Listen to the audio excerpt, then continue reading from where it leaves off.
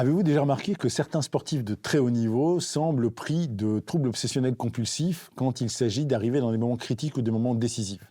Par exemple, vous allez pouvoir observer certains joueurs de tennis capables d'aller taper systématiquement 5 fois d'affilée leur balle avant de faire un service. Ou observer un grand artiste du football, avant de tirer un penalty, il va embrasser 2 fois sa médaille ou faire un signe de croix ou sembler adresser une prière au ciel. Vous allez avoir certains autres qui vont remonter leurs chaussettes gauche-droite, gauche-droite, gauche-droite, 3 fois d'affilée avant de pouvoir commencer à jouer ou à marquer un point décisif.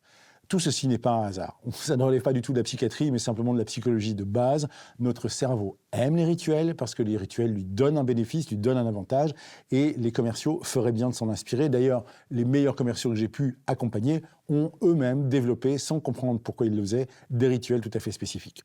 La puissance d'un rituel, c'est envoyer un signal clair à votre cerveau. Premier signal, c'est qu'on rentre dans une séquence, donc ça veut dire qu'il y a un avant et un après. Le rituel nous permet de couper un moment, nous permet de dire maintenant je suis concentré sur une chose et cette chose commence par un rituel totalement désigné et le simple fait de commencer cette séquence vous projette directement dans la concentration dont vous avez besoin pour la mener à bien. Ça, c'est la première chose qu'un rituel fait, c'est vous dire à partir de ce moment-là, je suis disponible pour marquer un point, smasher ou simplement être en relation avec un client.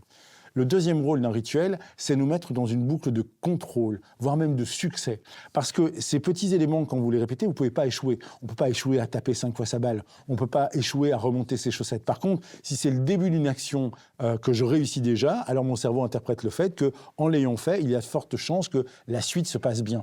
Et en fait, notre cerveau, grâce au rituel, se crée les conditions de succès. Il se dit, OK, je prends le contrôle de mon action et grâce à ce contrôle-là, les choses vont bien se passer.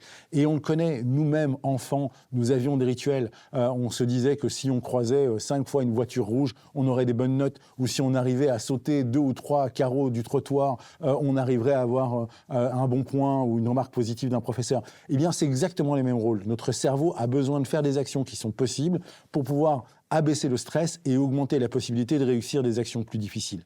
Et donc pour un commercial, c'est exactement la même chose. Il a en même temps besoin de ce moment de concentration et en même temps besoin de se mettre dans des conditions de succès. Alors qu'est-ce qu'un bon sales peut faire pour mettre des rituels en place? Alors bien sûr, il y a plein de rituels triviaux.